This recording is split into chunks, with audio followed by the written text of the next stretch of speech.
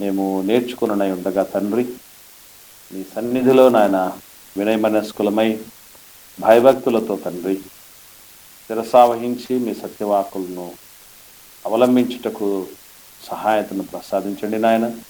మా మనసులను, శరీరాలను, ఆత్మలను మీ వాక్యం మీద దృష్టి సారించి నాయన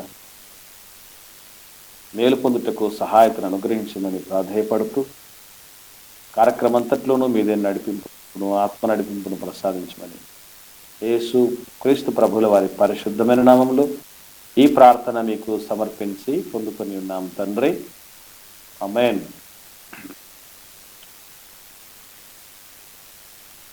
ప్రియమైన దేవుని సంఘమా, మొదటిగా మనందరికీ ఇటు గొప్ప భాగ్యమును ప్రసాదించినటువంటి మనందరి ఆత్మల కన్నతలైన దేవునికి యేసుక్రీస్తు ద్వారా కృతజ్ఞతాస్తుతి స్తోత్రాలు నేను చెల్లిస్తూ ఉన్నాను.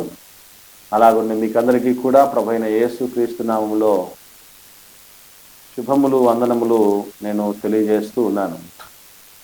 పిల్లరా, మరి ఈ సమయంలో దేవాది దేవుడు మనల్ని ప్రేమించి ఒక చక్కటి పాఠాన్ని మనతో పంచుకున్నట్టుకు ఇష్టపడి ఉన్నాడు.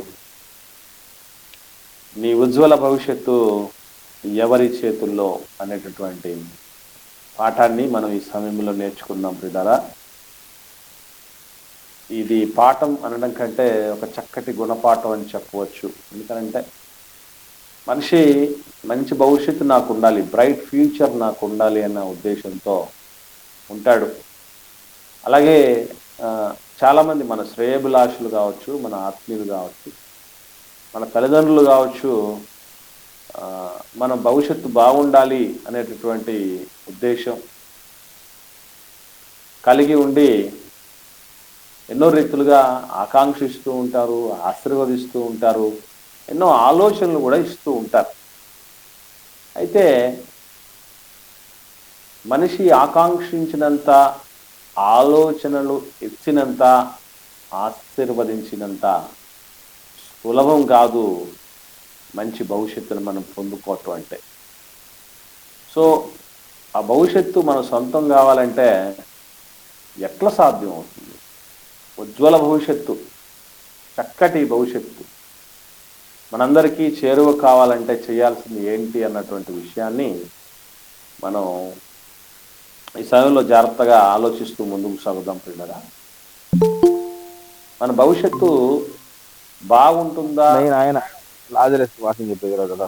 బాగుంటుందా లేదా ఎలా బాగుంటుంది అసలు అని తెలియటానికి దేవుడు రాయించినటువంటి, లేదంటే సమాజంలో, ప్రకృతిలో దేవుడు సూచించినటువంటి కొన్ని విధానాలు ఉన్నాయి. అవేంటి అన్నటువంటి విషయాన్ని మనం ఆలోచించగలిగితే, మొదటిగా ఒక కమ్మరిని ఆలోచించగలిగితే మనం, కమ్మరి అంటే ఆయన లోహపు వస్తువులతో, లోహాలతో కొన్ని పనిముట్లను తయారు చేయగలిగినటువంటి వాడు. మనకు లోహం ఉందని తెలుసు, ఇనుముందని, ఇత్తడుందని, రాగి ఉందని, ఇటువంటి రకరకాలైనటువంటి లోహాలు ఉన్నాయని తెలుసు. లోహాలు మనము కొనగలం, కానీ వాటిని మనమందరము పనిముట్టుగా మలచలేము.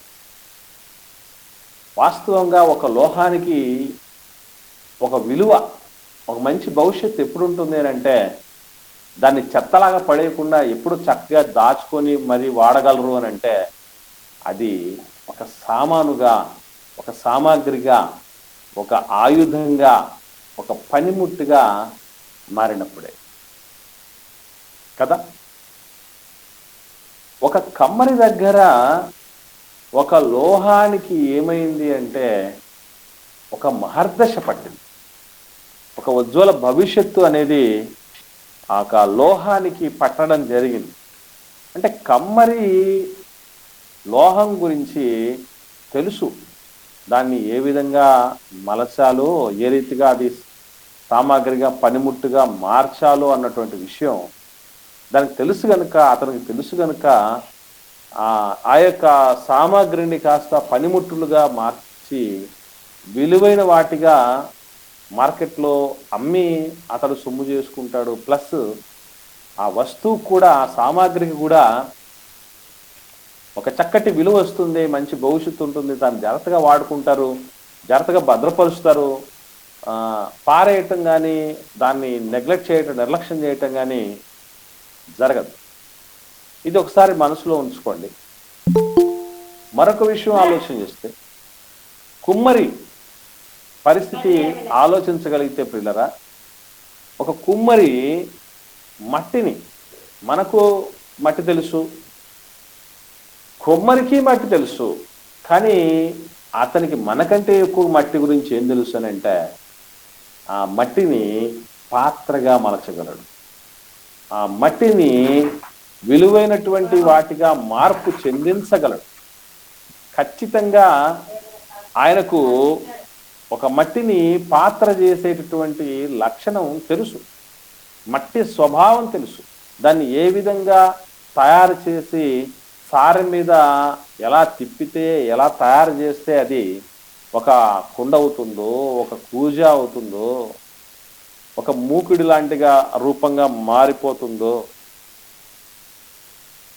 ముంతగా మారిపోతుందో, ఒక సట్టెలాగా అంటే వంట పాత్రలాగా ఎలా మారిపోతుందో ఆ యొక్క కుమ్మరికి తెలుసు. అంటే ఒక మట్టికి మంచి భవిష్యత్తు, ఉజ్వల భవిష్యత్తు ఎవరి చేతిలో ఉందయ్యా అని అడిగితే మన నుంచి వచ్చే సమాధానం కుమ్మరి చేతిలో ఉంది అని. ఒక లోహానికి మంచి భవిష్యత్తు ఎక్కడుందయ్యా అని అంటే మనందరం చెప్తాం కమ్మరి చేతిలో ఉంది అని. అలాగునే బంగారం తయారు చేస్తాడు మంచి మంచి ఆభరణాలుగా, అంటే చెవులకు దుద్దులుగా, అలాగే మరి కంఠానికి హారాలుగా, చేతులకు గాజులుగా, బ్రేస్లెట్లుగా, ఉంగరాలుగా, రకరకాలైనటువంటి ఆభరణాలుగా బంగారాన్ని తయారు చేయగలడు స్వర్ణకారుడు. మనకు తయారు చేయటం రాదు, మహా అంటే కొనగలం అంతవరకే. అంటే ఒక ముడి పదార్థంగా, ఒక ముద్దగా, ఒక బిస్కెట్ రూపంలో ఉన్నటువంటి దాన్ని అలాగే ఉంచితే అది దాన్ని తాకట్టు కూడా పెట్టుకోరండి ఎవరు. మీకు తెలుసో తెలియదు, బంగారం ఆభరణంగా మార్చకపోతే దాన్ని తాకట్టు కూడా ఎవరు పెట్టుకోరు. ఒక బిస్కెట్ని తాకట్టు పెట్టుకోమంటే పెట్టుకోరు, బ్యాంకులో పెట్టుకొని డబ్బులు ఇవ్వమంటే ఎవరో, మార్వాడి కొట్టు దగ్గరికి వెళ్ళి ఇవ్వమంటే ఎవరు. ఎందుకంటే దాన్ని ఒక ఆభరణంగా ఎప్పుడైతే మార్పు చెందిస్తారో అప్పుడు అది తాకట్టు పెట్టుకొని దాన్ని కొనుక్కోవడానికైనా జనాలు ఎగబడతారు. తరుగు డబ్బులు వేసిన, కూలి వేసిన, అన్ని రకాలైనటువంటి అన్నీ కూడా డబ్బులు ఎక్స్ట్రాగా వేసినా కూడా అది తీసుకుంటారు. అంటే ఒక ముడి బంగారానికి ఒక చక్కటి భవిష్యత్తు ఎక్కడుంది అని ఆలోచించగలిగితే అది తప్పనిసరిగా ఒక స్వర్ణకారుని చేతుల్లో ఉంటుంది. గోల్డ్ స్మిత్ అని అంటారు ఆయన. ఆ గోల్డ్ స్మిత్ చేతుల్లోనే బంగారానికి, ముడి బంగారానికి ఒక చక్కటి భవిష్యత్తు ఉంటుంది. దాన్ని కోరి మరి డబ్బులు పెట్టి మరి కొనుక్కొని ఒంటి మీద ధరించుకొని మరలా దాన్ని జాగ్రత్తగా భద్రపరుస్తారు. సో దాని పరిస్థితి మారిపోయింది. ఉజ్వల భవిష్యత్తు ఒక బంగారానికి ఉజ్వల భవిష్యత్తు ఎవరి దగ్గర ఉందంటే స్వర్ణకారుడి దగ్గర ఉంటుంది. అలాగే ఒక చెక్క, ఒక మానులో నుంచి వచ్చినటువంటి ఒక చెక్క, దాని భవిష్యత్తు ఎవరి దగ్గర బాగా చక్కగా ఉంటుంది అని అంటే అది వడ్రంగి చేతిలో, కార్పెంటర్ చేతిలో ఉంటుంది. కార్పెంటరు ఎప్పుడైతే చెక్కను చూస్తాడో, మనమైతే చెక్కను ఏం మహా చేసుకోగలం, పొయ్యిలో పెట్టి కాల్ చేసుకోగలం, అంతేనా, అంతకంటే. కానీ ఆయనైతే దాన్ని డైనింగ్ టేబుల్ చేయగలడు, అలాగే చైర్స్గా మార్చగలడు, మంచాలుగా మార్చగలడు, డోర్స్గా మార్చగలడు, విండోస్గా మార్చగలడు, స్టూల్స్ చేయగలడు, లాడర్స్, నిచ్చెనలు చేయగలడు దానితోని, ఎన్నెన్నో, ఒకటి కాదు. అంటే ఒక చెక్క అనేటటువంటి దానికి విలువైనటువంటి దానిగా, చెక్క చక్కగా ఉండకుండా డోర్ అయిందంటే దాని విలువ మారిపోతుంది, విలువైనదిగా మారి మంచి భవిష్యత్తు ఉంటుందండి. గొప్ప గొప్ప వాళ్ళ ఇళ్లలో డోర్గా అది పనిచేస్తుంది. చెక్క ఉజ్వల భవిష్యత్తు చెక్క గురించి బాగా తెలిసిన వ్యక్తిలో వ్యక్తి దగ్గర ఉంటుందనేది మనం అందరం ఎరిగినటువంటి సత్యం. అలాగునే ఒక రాయి ఉందనుకోండి, రాయికి ఉజ్వల భవిష్యత్తు ఎవరి చేతిలో ఉంటుందంటే ఒక శిల్పి చేతిలో ఉంటుంది. అతను రాయిని శిల్పముగా మలిచి, రాయిగా ఉంటే ఎవరం కొనం, ఆహా అని ఆశ్చర్యపోం మనం. ఎప్పుడైతే రాయి శిల్పంగా మలచబడుతుందో అప్పుడే ఆ శిల్పాన్ని మనం చూడడానికి ఇష్టపడతాం, ఆనందిస్తాం. వీలైతే ఎక్కువగా అభిమానిస్తే దాన్ని వెలబెట్టి కొనుక్కొనైనా మన దగ్గర పెట్టేసుకుంటాం. ఒక రాయికి ఉజ్వల భవిష్యత్తు శిల్పి చేతుల్లో ఉంది. ఒక చెక్కకు ఉజ్వల భవిష్యత్తు వడ్రంగి చేతిలో ఉంది. ఒక ముడి బంగారానికి ఉజ్వల భవిష్యత్తు స్వర్ణకారుడి చేతుల్లో ఉంది. ఒక మట్టికి ఉజ్వల భవిష్యత్తు కుమ్మరి చేతుల్లో ఉంది. ఒక లోహం ఉజ్వల భవిష్యత్తు కమ్మరి చేతుల్లో ఉంది. ఇది మీకు అర్థమైతే వాటి గురించి సాధారణ ప్రజల కంటే ఎక్కువగా ఎవరికైతే తెలుస్తుందో పలానా వాటి గురించి, వాళ్ళ చేతిలో పడితే, అంటే మన గురించి ఎవరికి ఎక్కువగా తెలిస్తే, బాగా తెలిస్తే వాళ్ళ చేతుల్లో మనం ఉంటే మన ఉజ్వల భవిష్యత్తు చక్కగా ఉంటుంది. ఇప్పుడు మనం ఆలోచించాల్సినటువంటి విషయం ఏమిటంటే, ఇంతకు మన గురించి ఎవరికి బాగా తెలుసు అంటారు? మన గురించి ఎవరికి బాగా అర్థమైందంటారు? ఒక కమ్మరికి లోహం గురించి తెలిసినట్టుగా, ఒక కుమ్మరికి మట్టి గురించి తెలిసినట్లు, ఒక స్వర్ణకారుడికి బంగారం గురించి తెలిసినట్లు, ఒక వడ్రంగికి చెక్క గురించి తెలిసినట్లు, ఒక శిల్పికి రాయి గురించి తెలిసినట్లుగా మన గురించి ఎవరికి బాగా తెలుసు అని అంటే,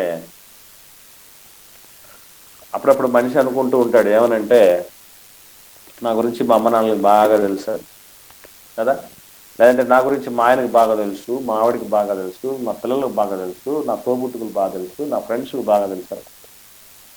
కానీ వాస్తవం ఏంటంటే పిల్లరా, మన గురించి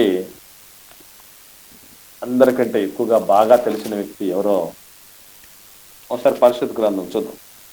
139వ కీర్తన మనం చూడగలిగితే, 139వ కీర్తన చూడగలిగితే ప్రారంభం నుంచి చూద్దాం పిల్లలు. ప్రారంభం నుంచి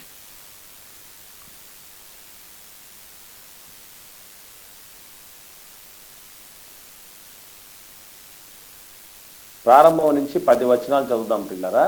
ఎవరన్నా చదవగలరా?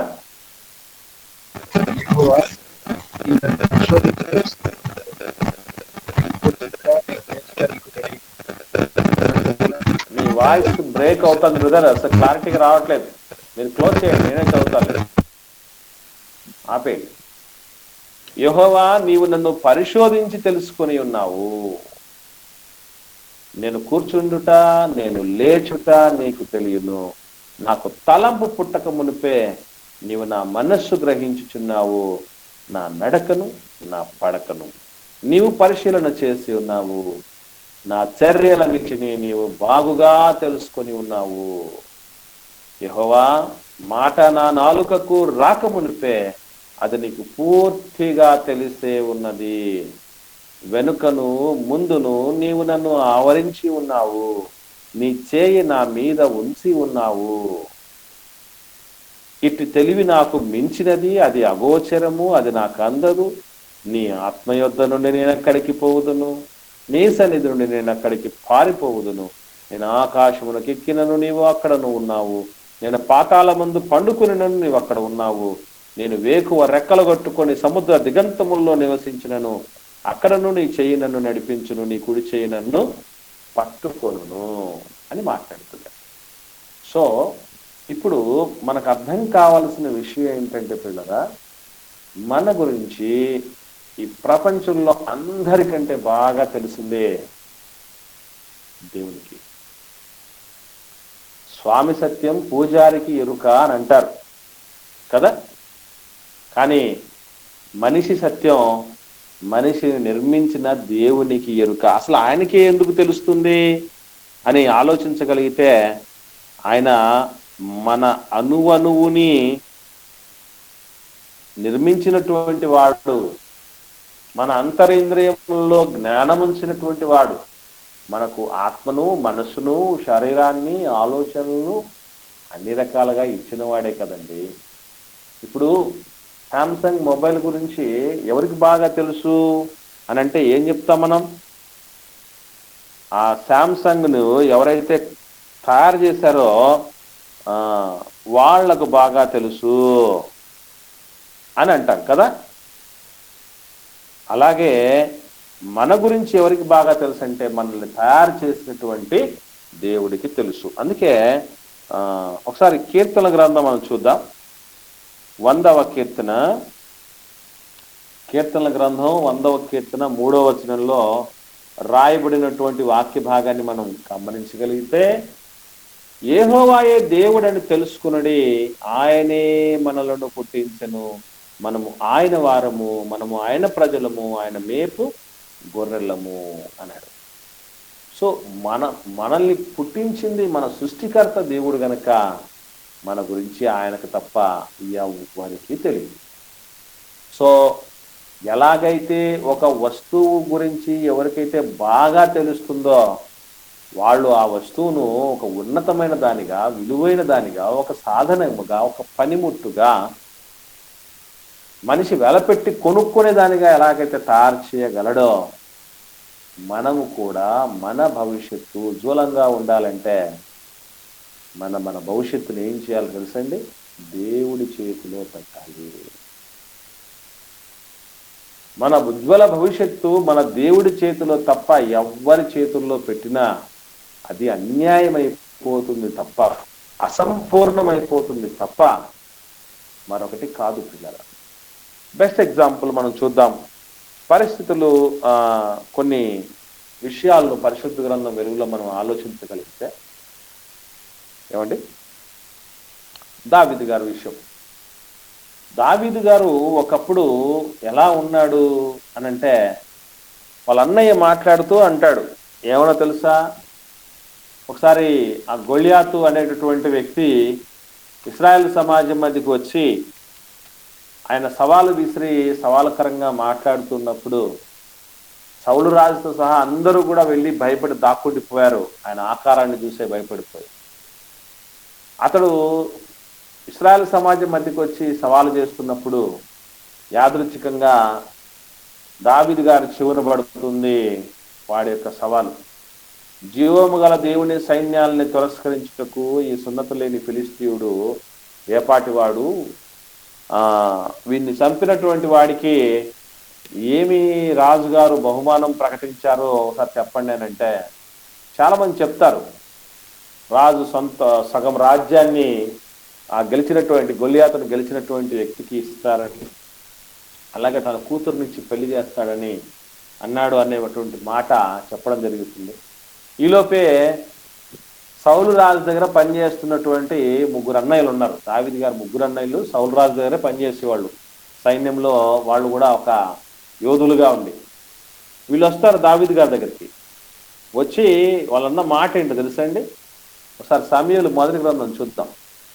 సమూయేలు మొదటి గ్రంథం చూస్తే 17వ అధ్యాయము 28వ వచనంలో అతడు వారితో మాట్లాడినది అతని పెద్దన్నయ్యగు ఏలీయాబునకు వినబడగా, ఏలీయాబునకు దావీదు మీద కోపం వచ్చి అతనితో, నీవు ఇక్కడికి ఎందుకు వచ్చితివి?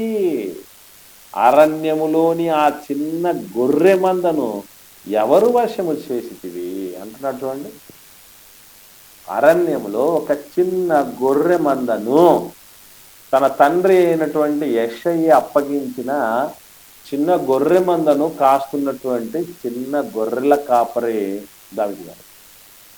ఎప్పుడైతే దేవుడి చేతిలో పడ్డాడో, దేవుడి యొక్క ఆలోచనలో దేవుడి సాధనమయ్యాడో, పూర్తిగా తన జీవితంలో దేవుడికి విలువనిచ్చి ఆయన చేసినటువంటి మేలులను ఉపకారాలను చక్కగా గుర్తుపెట్టుకున్నటువంటి వ్యక్తి అండి ఆయన. అంత అద్భుతమైనటువంటి వ్యక్తి కనుకనే ఆయన జీవితం ఎంత ఉజ్వలంగా మలిచాడు దేవుడు అని అంటే, ఎక్కడో అరణ్యములో చిన్న గొర్రెల కాపరిగా చిన్న మందను కాసుకుంటున్నటువంటి వ్యక్తిని దేవుడు ఏం చేయించాడు తెలుసా ఏమండి? దేవుడి చేతిలోనే దావీదు గారు ఉన్నారు కనుక ఆయన ఎట్లా తయారు చేశాడు దేవుడు అని అంటే, ఒక చక్కటి మాట ఉంది కీర్తన గ్రంథం 78వ కీర్తన, కీర్తన గ్రంథం 78వ కీర్తన 70వ వచనంలో గమనించగలిగితే పిల్లరా, అక్కడ ఉన్నటువంటి మాటను ఒకసారి పరిశీలన చేద్దాం మనం.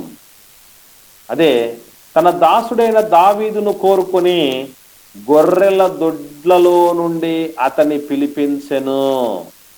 మరి పిలిపించి ఏం చేశాడు దేవుడు అనంటే, పాడి గొర్రెలను వెంబడించుట మాన్పించి తన ప్రజలైన యాకోబును తన స్వాస్థ్యమైన ఇశ్రాయేలును మేపుటకై ఆయన అతనిని రప్పించెను అన్నాడు. చూడండి ఏమండి, దేవుడి చేతుల్లో దేవుడు ఎప్పుడు చూసినా అండి, గొల్లియాతు వచ్చినప్పుడు కూడా దేవుడినే జ్ఞాపకం చేసుకున్నాడు దావీదు గారు. అలాగే నిష్కారణంగా తను చంపటానికి వెతుకుతూ వచ్చి ఒక గుహలో దొరికిపోతాడు ఒక్కడే సౌలు రాజు. ఆ సమయంలో కూడా అయ్యా దుష్టుల చేతనే దౌష్ట్యం పడుతుందయ్యా, నేనంత దుర్మార్గుడిని అయితే కాదు, నువ్వు దేవుడు అభిషేకించినటువంటి వ్యక్తివి కదయ్యా అని అక్కడ కూడా దేవుడు ప్రస్తావన తీసుకుని వస్తాడు. ఈవెన్ నలుదిక్కుల ఆయనకు దేవుడు నెమ్మదిని కలగజేసి ఉన్నాడు. శత్రువులందరి మీద విజయాన్ని ఇచ్చాడు. అపూర్వమైనటువంటి విజయాలను అతనికి కట్టబెట్టాడు దేవుడు. ఆ సమయంలో కూడా అయ్యా నేను దేవదారమయమైనటువంటి నగరులో ఉంటే నా దేవుడి సన్నిధి డేరాల్లో ఉంది కదయ్యా అని ఎప్పుడు చూసినా దేవుడు రాజ్యం వచ్చినా, రాణులు వచ్చినా, బిడ్డలు వచ్చినా, కీర్తి ప్రతిష్టలు వచ్చినా, పరాక్రమశాలైనా, అందగాడైనా, యెహోవా స్తోత్ర గీతములను మధురముగా పాడగలిగినటువంటి మంచి పాటగాడైనా, ఏదైనా సరే దేవుడి చేతిలో నుంచి పక్కకు వచ్చింది ఒకే ఒకసారి. ఆ తర్వాత జీవితంలో ఎప్పుడే కానీ ఆ తప్పుడు పని చేయలేదు పిల్లలు. సో దేవుడి చేతిలో ఉంటే ఏమైపోయిందంటే, అదే దావీదు గర్భవాసం నుండి లోక రక్షకుడిని దావీదు వంశములోనే దేవుడు పుట్టించాడు. దావీదు కుమారుడు అనేటువంటి పేరు యేసు ప్రభు కూడా వచ్చేటటువంటి రీతిగా తయారు చేయడం జరిగింది. దావీదు గారి పేరిట ఒక దేశ రాజధాని దావీదుపురం అనేటటువంటి పురము రావటం జరిగింది. దావీదు పట్టణం మహారాజు పట్టణం అని చెప్పబడింది. ఈ రీతిగా మనం గమనించగలిగితే పరిశుద్ధ గ్రంథంలో మరి యేసు ప్రభు అన్న పేరు తర్వాత ఎక్కువగా కనబడేటటువంటి పేరు మోషే గారు, ఆ తర్వాత దావీదు గారు. అంత అద్భుతమైనటువంటి రీతి, ఉన్నతమైనటువంటి స్థితి కేవలం దేవుడి చేతిలో ఉన్నాడు కనుకనే దావీదు గారికి ఆ స్థితి వచ్చింది. ఆయన ఉజ్వల భవిష్యత్తు, చిన్న మందను కాచుకుంటూ అరణ్యంలో ఉండాల్సినటువంటి వ్యక్తి ఇశ్రాయేలు సింహాసనం మీద 40 సంవత్సరాలు ఏకఛత్రాధిపత్యంతో ఆయన పరిపాలించగలిగాడు అని అంటే అంతకంటే ఉజ్వల భవిష్యత్తు అండి. అంత ఉజ్వల భవిష్యత్తు ఎవరి చేతిలో ఉందంటే, దావీదు గారిని నిర్మించి, మనల్ని నిర్మించి, ఆయనకు రక్షణ ఇచ్చి, ఆయన్ని దంపించి, మనకు రక్షణ ఇచ్చి, మనల్ని నడిపించే దేవునిలోనే మన ఉజ్వల భవిష్యత్తు ఉంటుంది అన్నదే మనం అందరము గ్రహించాల్సినటువంటి సత్యం పిల్లలు. మరికొందరి విషయాలు కూడా మనం గమనించగలిగితే, ఆలోచించగలిగితే, ఉదాహరణకి మరొక వ్యక్తిని మనం చూడగలిగితే పిల్లరా, పేతురు గారు ఉన్నారు. మనకందరికీ తెలుసు ఆయన ఎవరు అంటే, చేపలు పట్టుకునేటువంటి వ్యక్తి, బెస్తవాడు, మత్స్యకారుడు కదా. చేపలు పట్టుకునేటువంటి వ్యక్తి జీవితం దేవుడి చేతిలో పోయినప్పుడు రాగానే వెంటనే ప్రభు చెప్పిన మాట ఒకటే, మిమ్మల్ని మనుషులు పట్టే జాలరగా చేస్తానండి. ఏమంటే చేపను పట్టడమే చాలా కష్టం అండి. చేప తినడమే కష్టం అనుకుంటే చేపను పట్టడం ఇంకా కష్టం. చేపను పట్టడం కంటే మనిషిని పట్టడం దేవుడి కోసం ఇంకా కష్టం అండి. చాలా ఈజీగా మనిషి జారిపోతాడు, సాకులు చెప్తాడు, రకరకాలైనటువంటి కారణాలు చెప్పి తప్పించుకోవాలని చూస్తాడు. ఆయన సన్నిధికి రమ్మంటే రాలేడు, ప్రార్థన చేయమంటే చేయలేడు, దేవుడికి ఇవ్వమంటే ఇవ్వలేడు, దేవుడి కోసం నిలవమంటే నిలవలేడు. అన్ని దాళ్లకు రకరకాలైన కారణాలు చెప్తాడు. తన స్వకీయ దురాశలకైతే ఏ కారణాలు చెప్పడు, ఇష్టం వచ్చినట్టుగా పోతూనే ఉంటాడు. తన శక్తియుక్తులన్నిటినీ కూడా దారపోసి. కాబట్టి అయినా కూడా మనుషులు పట్టే జాగ్రత్తగా చేస్తాను అన్నటువంటి దాంతో మరి ఆయన భవిష్యత్తు ఎంతగా మారిపోయింది అంటే తెలుసండి. ఆయన మొదటి శతాబ్ద కాలంలో క్రీస్తు సంఘానికి పరలోకపు రాజ్యపు తాళపు చెవులు ఆయనకి ఇవ్వబడ్డాయి. అలాగే ఆయన సంఘంలో ప్రధానులుగా పెద్దలుగా పిలువబడినటువంటి వ్యక్తులలో ప్రథముడిగా ఉండిపోయాడు. ఇంకా చెప్పాలంటే ఆయన వాక్యం చెబితే, ఆయన సువార్త చేస్తే ఒక్క రోజున ఎంతమంది బాప్తిసం తీసుకున్నారని రాయబడింది తెలుసండి బైబిల్లో. ఏమండి, 3,000 మంది చేర్చబడ్డారటండి. పేతురు గారు చెప్పిన ప్రసంగానికి 3,000 మంది బాప్తిసం తీసుకున్నారు అనేటువంటి మాట మనకు పరిశుద్ధ గ్రంథం కనబడుతుంది. అపోస్తలుల కార్యములు 2వ అధ్యాయం 41వ వచనంలో దావీదు గారి గురించి రాయబడినటువంటి విషయం చూడగలిగితేనండి, ఎంత అద్భుతమైనటువంటి విషయం. ఎక్కడో ప్రపంచంలో ఎన్నో రకాల విద్యలు ఉన్నాయి. ఆ విద్యల్లో కోటి విద్యల్లో ఒకానొక విద్య చేపలు బట్టి విద్య. కానీ ఎప్పుడైతే దేవుడి చేతిలో పడ్డాడో ఆయన ఎంత గొప్ప సాధనంగా, ఎంత భవిష్యత్తు కలిగిన వాడిగా, ఎన్నో జీవితాలను వెలిగించిన వాడిగా, ఎందరి జీవితాలకు మాదిరికరమైనటువంటి వాడిగా, ఉజ్వల భవిష్యత్తు కలిగినటువంటి వాడిగా ఉండిపోయాడు. చూద్దాం 41వ వచనంలో రాయబడిన మాట చూడగలిగితే, కాబట్టి అతని వాక్యము అంగీకరించిన వారు బాప్తిస్మము పొందిరి. ఎంతమంది? ఆ దినమందు ఇంచుమించు 3,000 మంది చేర్చబడిరి అన్నారు. చూడండి, 3,000 మంది చేర్చబడారట ఒకటే రోజు. ఈరోజు మన జీవితాంతం పనిచేసినా సేవ చేసినా కూడా 3,000 మంది కాదు కదా, 300 మందికి కూడా బాప్తిసం ఇచ్చుకోలేము కదా. ఏమండి, అలాంటిది ఒక్కసారి ప్రసంగం చేస్తేనే 3,000 మంది చేర్చబడ్డారంటే ఎంత గొప్ప భవిష్యత్తు ఉందండి ఆయనకి దేవుళ్ళో. ఎంత గొప్ప సాధనం అండి. పేతురు గారు నీడబడితే చాలటండి. పేతురు గారు నీడబడితే అందరు లేచి కూర్చుండేవారట. అంత అద్భుతమైనటువంటి సాధనంగా వాడబడ్డాడు ఆయన.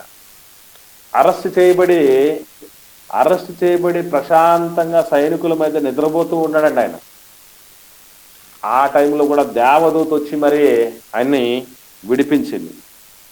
ఏమండి, అంత భవిష్యత్తు. అరెస్ట్ చేస్తే మనిషి వచ్చి విడిపిస్తాడు కదా, కానీ మనుషులు ఎవరు రాలేదు పేతురు గారి కోసం. దేవదూతలు వచ్చి చక్కగా విడిపించి ఊర్లోకి తీసుకొని వచ్చి పరిచయం చేసాయని చెప్పేసి చెప్పడం జరిగింది. ఇలా ఒకటి కాదు పిల్లల, దేవుడి కోసం నిలబడగలిగితే ఎంతో అద్భుతమైనటువంటి జీవితం సొంతమవుతుంది.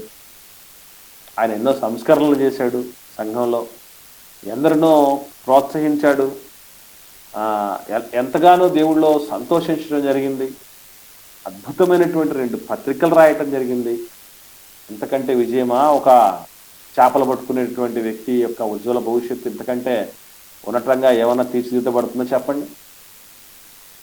మరొక వ్యక్తి ఉన్నాడు, ఆయన ఉజ్వల భవిష్యత్తు దేవుడి చేతిలో ఎంతగా మారిపోయింది అంటే పౌలు గారు, అపోస్తలుడైనటువంటి పౌలు గారు. ఆయన పరిస్థితి రక్షణ పొందక మునుపు దమస్కు మార్గంలో క్రీస్తు కనబడి ఆయనకు కనువిప్పు కలిగించక మునుపు ఎంత భయంకరమైనటువంటి పరిస్థితుల్లో ఉండేవాడో మనందరికీ తెలుసు.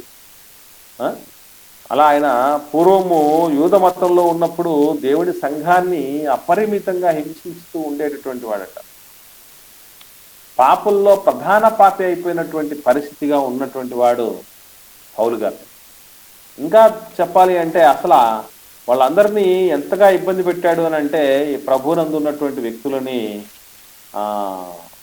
దేవదూషణ చేసేటట్ల. ఎవరు? యేసుప్రభు దేవుడు. ఆ దేవుడిని దూషణ చేసేటట్టుగా యేసుప్రభుని తిట్టండి, ఆయన మన రక్షకుడు అని అంటున్నారు కదా, అట్లొద్దు.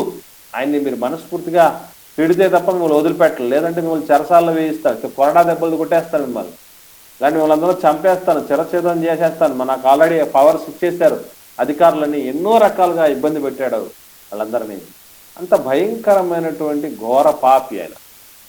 అటువంటి ఆయన భవిష్యత్తు అద్భుతంగా, ఉజ్వలంగా, తనలాంటి అనేకులను తయారు చేసేటటువంటి రీతిగా మార్చగలిగింది ఎప్పుడంటే, ఎప్పుడైతే తన పంధాని, తన స్వబుద్ధిని పక్కన పెట్టి దైవాధీనం అయిపోయినప్పుడు తన జీవితం అద్భుతమైనటువంటి రీతిలో సాగిపోయింది.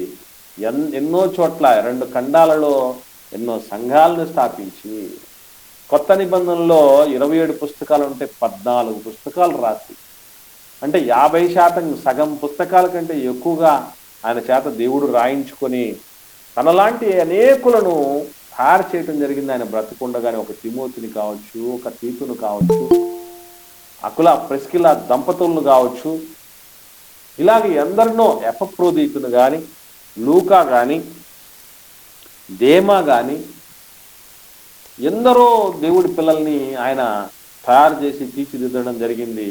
ఎంత మార్పండి! అందరినీ చెరసాల్లో వేయించినటువంటి వ్యక్తి దేవుడి భవిష్యత్తు, ఉజ్వల భవిష్యత్తు ఆత్మీయంగా ఆయన ఎట్లా తయారైపోయాడంటే, ఆయనే పానార్పణముగా పోయబడ్డానికి, ప్రభు పిల్లల్ని హింసించుట, హత్య చేయుట ప్రాణాధారంగా పెట్టుకున్నటువంటి వ్యక్తి జీవితం, ఒక నరహంతకుడి జీవితం నరోత్తముడిగా మార్పు చెందేంత ఉజ్వల భవిష్యత్తు ఆయన సొంతమైందే. ఇలా ఒక్కరిదేంటి చెప్పండి, ఎవరి జీవితమైనా, ఎవరి భవిష్యత్తు అయినా దేవుడు కోరుకున్న రీతిగా ఉన్నతంగా తీర్చిదిద్దబడాలి అంటే, మన గురించి బాగా తెలిసిన, మనకు ఏ తలాంతులు ఉన్నాయో మనకు తెలియకపోవచ్చు, కానీ దేవుడికి బాగా తెలుసండి. కాబట్టి మన తలాంతుల్ని అనుసరించి మనల్ని తన యొక్క సేవలో వాడుకోవటానికి దేవుడు సిద్ధహస్తుడు పిల్లరా. అందుకే గర్భఫలము దేవుడిచ్చి బహుమానం అని చెప్పిన తర్వాత ఆయన అన్న మాట ఏంటో మన అందరూ తెలుసు కదా. చూద్దాం ఒక మంచి మాట. 127వ కీర్తనలో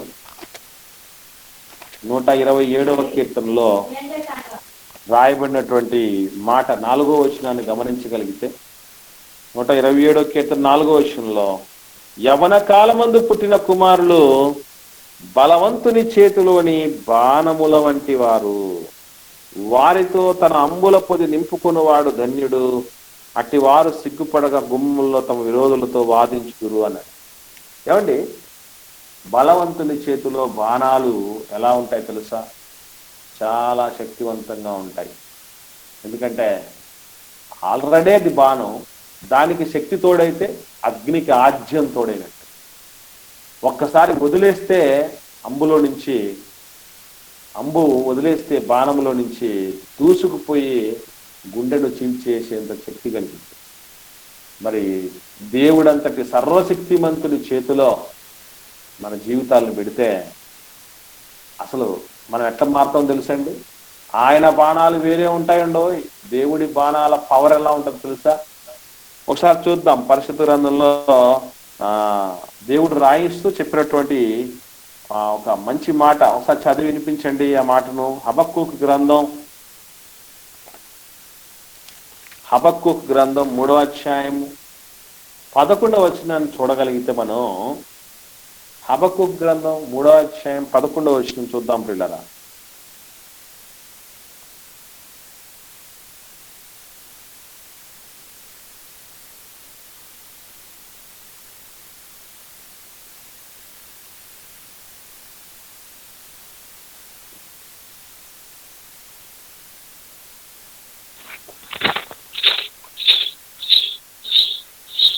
బైబిల్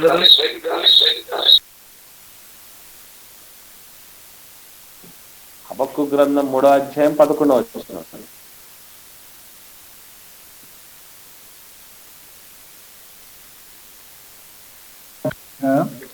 సంచరించు నీ బాణముల కాంతికి భయపడి సూర్యచంద్రులు తమ నివాసములో ఆగిపోదురు. చూడండి, దేవుడి ఈటెలు గాని దేవుడి బాణాల దెబ్బకు గాని ఏం చేస్తారట? సూర్యచంద్రులే భయపడి దాక్కుంటారట. అంటే అంత తేజస్సు కలిగినటువంటి బాణాలుగా దేవుడు మనల్ని సిద్ధపరచగలడు. ఎప్పుడు అనంటే ఆయన అంబుల పొదిలో ఉన్నప్పుడు. ఏమండి, లోకము అంబుల పొదిలోనూ సాతాను అంబుల పొదిలోనూ ఉంటే మన భవిష్యత్తు ఇంత ఉజ్వలంగా ఉండదు పిల్లల. ఎప్పుడైతే మన బ్రతుకు ఆయన చేతిలో పెడతామో, లాజరు తెలుసు కదా మనకందరికి, ధనవంతుడు లాజరు దగ్గర, ఆయన జీవితం ఆయన భవిష్యత్తు ఉజ్వలంగా ఎప్పుడు తయారైంది అనుకుంటున్నారు? ఉజ్వలం అంటే ఆయన కనీసం తిండి తినడానికి కూడా లేదు కదండి. కుక్కలు వచ్చి కురుపులు నాకుతూ ఉంటే ఆయన దాన్ని అదిలించుకోకుండా లేకుండా పోయాడు కదండి అని అనుకోవచ్చు. ఏమండి, అసలు శిష్యుల భవిష్యత్తు ఈ భూమి మీద కంటేనండి రానున్న లోకం నుండి. ఆయన చనిపోయిన వెంటనే దేవదూతలు వచ్చి ఆయన్ని తీసుకెళ్ళి అబ్రహాము గారి దగ్గరికి తీసుకెళ్లారంటే ఇది ఇంతకంటే గొప్ప భవిష్యత్తు అండి. ఆలోచించండి పిల్లరా. కాబట్టి ఉజ్వల భవిష్యత్తు ఒక లాజరు, ఉజ్వల భవిష్యత్తు ఒక దావీదు గారి, ఉజ్వల భవిష్యత్తు ఒక పేతురు గారిది, ఉజ్వల భవిష్యత్తు ఒక పౌలు గారిది, ఉజ్వల భవిష్యత్తు దేవుని అంబుల పొదిలో బాణాలుగా మారిన ప్రతి ఒక్కరిది పిల్లరా. చూడండి, కనుక మీరు గమనించుకోవాల్సినటువంటి విషయం, మనం అందరం తెలుసుకోవాల్సినటువంటి సత్యం ఏమిటంటే, మనము లంబు కావచ్చు, జంబు కావచ్చు, కానీ దేవుని అంబుగా మార్చబడితే మాత్రం మన జీవితం ఎంతో ఆశీర్వాదకరంగా ఉంటుంది. ఇలా ఏమాత్రం ఎందుకు కొరగానటువంటి వ్యక్తులు సైతం దేవుడి సాధనంగా వాడబడ్డప్పుడు, దేవుని బిడ్డలైనప్పుడు వాళ్ళ జీవితం ఎంతో అద్భుతంగా తీర్చిదిద్దబడింది. మనకందరికీ తెలుసు కదా యోసేపు గారి గురించి. ఏమండి, యాకోబు కుమారుడు యోసేపు గారు ఉన్నారు కదండి పాత నిబంధనలో. ఆ యోసేపు గారి పరిస్థితి చూడండి. ఆయన దాసుడిగా అమ్మబడ్డాడు. దాసుడిగా అమ్మబడినటువంటి వాడు రకరకాలుగా జైళ్ళలో మగ్గాడాయన. అలా మగ్గినప్పుడు ఆయన్ను సంఖ్యలు బాధించాయి అని రాయబడింది. అంటే సంఖ్యలు బాధించేంత రీతిగా ఆ ఇనుము ఆయన్ని బాధించేసింది. ఇబ్బంది పెట్టినటువంటి పరిస్థితులు ఆయన ఎదుర్కోవటం జరిగింది. నా అన్న వాళ్ళు ఎవరూ లేరు. ఊరు కాని ఊరు, దేశం కాని దేశం. నాన్న లేడు, అమ్మ లేదు, అన్నదమ్ములు లేరు, ఎవ్వరు లేరు. ఒక బిక్కుమంటూ ఉండే జీవితం. కానీ ఎప్పుడైతే దేవుడి చేతిలో నన్ను నా దేవుడు చూస్తూ ఉన్నాడు, ఆయనకు వ్యతిరేకంగా నేను ఏ పాపం చేయకూడదు, ఆయన చేతుల్లో నేను ఉండాలి, ఆయనకు నచ్చినట్టుగా నేను బ్రతకాలి అని ఆయన తీర్మానం తీసుకున్నందుకు ఎంత స్థితికి తీసుకెళ్లాడో, ఎంత ఫలించడి కొమ్మగా మారిపోయాడో యోసేపు గారు మనందరికీ తెలుసు. ప్రపంచానికి 7 సంవత్సరాలు మోబెట్టాడు. అలాగనే తన కుటుంబ సభ్యులందరినీ కూడా పిలిపించుకోగలిగాడు. రాజు తర్వాత రాజు అంతటి మహానుభావుడిగా మార్పు చెందాడు. లోకానికి అందరికీ కూడా ఒక గొప్ప వెలుగు రేఖగా, స్ఫూర్తి ప్రదాతగా ఆయన వెలుగొందటం జరిగింది పిల్లల. కాబట్టి ఎప్పుడైతే తన జీవితం, యోసేపు గారి జీవితం దేవుడి చేతిలోకి వెళ్ళగలిగిందో, దేవుడి నచ్చే రీతి, దేవుడికి మెచ్చే రీతిగా ఆయన జీవితం ఉండగలిగిందో, పూర్తిగా ఆయన భవిష్యత్తు అంతా మారిపోయింది. కాబట్టి గుర్తుంచుకోవాలి, మన గురించి బాగా తెలిసిన వ్యక్తి చేతుల్లోనే మన భవిష్యత్తు బాగుంటుంది. మన గురించి బాగా తెలిసింది మనల్ని చేసినటువంటి దేవుడికే. కనుక ఆయన ఏ రీతిగా వాడుకుంటాడో, నీ చేతిలో నేను ఒక మట్టి పాత్రను అనుకో దేవా, నీ చిత్తానుసారంగా నీ మహిమ కోసం వాడుకో.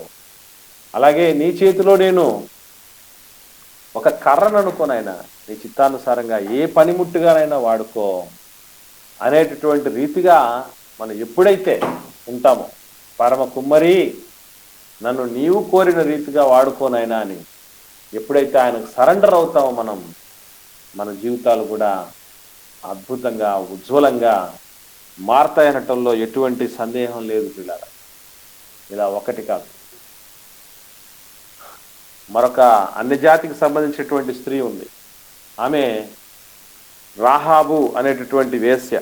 ఏమండి, ఎరికో పట్టణాన్ని అగ్ని చేత కాల్చేటటువంటి పరిస్థితి దాపురించింది. అప్పుడు ఆ ఎరికో పట్టణంలో ఉన్న వాళ్ళందరూ కూడా ఏ మాత్రం ఒక్కరు బతకకుండా చనిపోవటం జరుగుతుంది. ఎప్పుడైతే రాహాబు అనేటువంటి ఆమె వేశ్యగా ఉన్నటువంటి ఆమె దేవుని బిడ్డల చేతుల్లోకి వచ్చేసింది, దేవుడి చేతుల్లోకి వచ్చేసింది. మీ దేవుడు ఆకాశమందును భూమి మీదను దేవుడే, అసలు ఆయన ముందు ఎవరికే గాని ఎటువంటి శక్తి ఉండదు, అందరూ బలహీనలు అయిపోతుంది, ఆయన పరాక్రమశాలి, ఆయనని అసలు సిసలు బాహుబలి ఆమె నమ్మి వాళ్ళ చేత ఒట్టు కూడా వేయించుకుంటుంది. మీరు ఖచ్చితంగా ఈ ఎరుకో పట్టణాన్ని ఖచ్చితంగా మీరు వేగు చూస్తారు, ఈ పట్టణంలో అందరినీ మీరు తొలగించేస్తారు, చంపేస్తారు, కానీ నాకు నా తండ్రి ఇంటి వారికి మీరు రక్షణ కల్పించండి, నేను మిమ్మల్ని కాపాడుతాను, వేగుల వారు అయినటువంటి మిమ్మల్ని ఈ దేశస్తుల నుంచి కాపాడుతానని చెప్పి వాళ్ళ దగ్గర మాట తీసుకుంది. ఆ రీతిగా ఆమె చేసినందుకు గాను ఏమైందో తెలుసా ప్రియులారా, తను, తన కుటుంబ సభ్యులు, తన తండ్రి ఇంటి వారు అందరూ కూడా రక్షించబడ్డం మాత్రమే కాకుండా ఒక అన్య జనురాలైనటువంటి ఆమె యేసుక్రీస్తు వంశావళిలో ఒక పితరురాలిగా చేర్చబడింది. ఏమండి, ఎవరి చేతుల్లోకి వస్తే నా భవిష్యత్తు బాగుంటుందని ఆనాడే ఒక అన్ని జనరాలు నమ్మిందో ఈరోజు మనం రాగలుగుతున్నామా? ఆయన చేతిలోకి రాగలుగుతున్నాం చెప్పండి? ఆయన చెయ్యి దాటిపోతున్నాం, చేతిలో నుంచి జారిపోతున్నాము. ఇలా జారిపోతూ కూడా ఏం చేస్తామంటే, ప్రభువా నాకు మాత్రం మంచి భవిష్యత్తునివ్వు అని అంటాం కదా. అది ఎలా సాధ్యమవుతుందండి? ఎప్పుడైతే ఆయన చేతిలో సాధనమవుతామో అప్పుడు కదండి. ఒక బంగారపు పనిముట్టు కంటే, ఆభరణం కంటే ఎక్కువగా తయారు చేస్తాడు చక్కగా దేవుడు. ఎందుకంటే ఆయన మన శిల్పి, మన నిర్మాణకుడు, మన స్వర్ణకారుడు, మన వడ్రంగి, మన కుమ్మరి, మన కమ్మరి. కాబట్టి ఆయన కంటే చక్కగా మనల్ని తీర్చిదిద్దగలిగినటువంటి వాడు, సమర్థుడు ఈ ప్రపంచంలోనే ఎవ్వరూ లేరు పిల్లల. ఈ రీతిగా మనం అందరము కూడాను తప్పనిసరిగా మన భవిష్యత్తు చక్కగా ఉండాలి అని అంటే దేవుడి చేతుల్లోకి వాలంటీర్గా రావటానికి సిద్ధపడాలి. నాయన, నన్ను ఏ సాధనంగా వాడుకుంటా వాడుకో, ఎలా వాడుకున్నా నా భవిష్యత్తు నీ చేతుల్లోనే బాగుంటుంది నాయన. రూపించబడిన వాడి చేతుల్లో కంటే మనకి మంచి భవిష్యత్తు ఎవరి ద్వారా కూడా రాదు. చదువుతో ఉజ్వల భవిష్యత్తు ఉంటుంది అనుకుంటున్నారేమో, సంపాదనతో ఉజ్వల భవిష్యత్తు ఉంటుంది అనుకుంటున్నారేమో, లేకుంటే పరిపాలకుడు మారితే ఉజ్వల భవిష్యత్తు ఉంటుంది అనుకుంటున్నారేమో.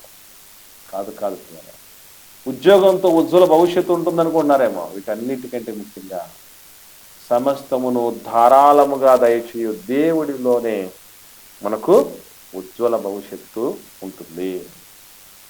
కనుక మనం అందరం కూడా ఈ సత్యాన్ని గుర్తెరిగి, దేవుడి విలువనెరిగి మసలుకొని భవిష్యత్తును బంగారుమయం, భవిష్యత్తును ఉజ్వలమయం చేసుకోవాలని ప్రేమతో నేను మనవి చేస్తూ సందేశాన్ని ముగిస్తున్నాను.